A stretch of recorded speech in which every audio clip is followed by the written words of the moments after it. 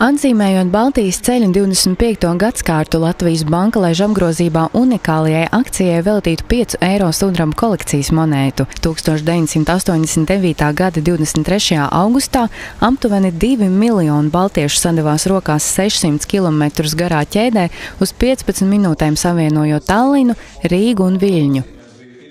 1989. gada decembrī, tātad tikai dažus mēnešus pēc Baltijas ceļa, tomēr izskatīja toreiz izveidotās Ribbentrop-Molotova pakta slepeno protokolu izmeklēšanas komisijas rezultātus, kurus ilgi negribēja apstiprināt PSRS Tautas deputātu kongresā, un pēc 2 dramatiskiem balsojumiem ar ļoti niecīgu balsu vairākumu tomēr balsoja par to, ka šāda slepena vienošanās par pasaules Eiropas telpas sadalīšanu ir bijusi, un ka Ribbentropa-Molotova sāteniskais pakts ir atzīstams par nelikumīgu no parakstīšanas brīža.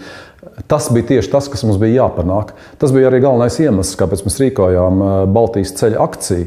Lai gan Latvijas Komunistiskās partijas centrālā komiteja lika šķēršus Baltijas ceļa norisei, noteiktajā laikā sāka dunēt baznīcu zvani, cilvēki izgāja uz ceļu un sadavās rokās. Toreizējais Latvijas Tautas frontes priekšsēdētājs Dainis Ivāns Baltijas ceļa laikā stāvēja cilvēku ķēdē uz Latvijas un Igaunijas robežas. Uz robežas pat nebija ķēde, tur bija neskaitāmas ķēdes, tur bija vesels pūlis sastājies, jo cilvēkiem nebija vietas uz vienā līnijā sastāties tur.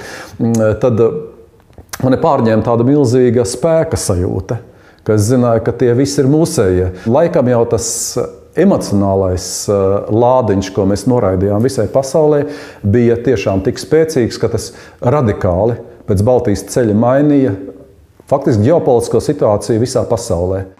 Jaunās monētas grafisko dizainu veidojis mākslinieks Visvaldis Asers, kurš students būdams piedalījās vēsturiskajā akcijā. Toreiz gūtie iespaidi palīdzējuši izvēlēties tieši tos simbolus, kas visprecīzāk atklāja Baltijas ceļa nozīmi. Uz monētas redzama pīne, ar tajā ievītām lentēm 3 Baltijas valstu karogu krāsās, kā arī koka stumbrs ar saknēm. Pats svarīgākais ir visam ir savs pirmsākums. Un šeit ir šīs 3 saknes, kas ir igauņu saknes, latviešu saknes un lietuviešu.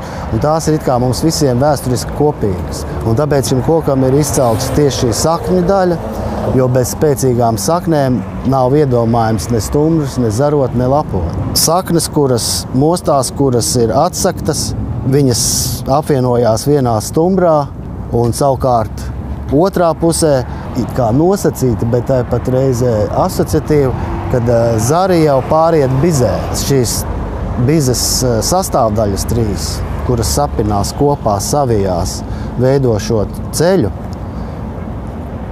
kas ir šis kā virzība, kā ceļš un tieši tas vijums, jo tā vienotība un tā mūsu, kā saka, valstīm, 3, ja, viņi tajā mirklī izpaudās visprecīzāk un vistiešāk un viskonkrētāk.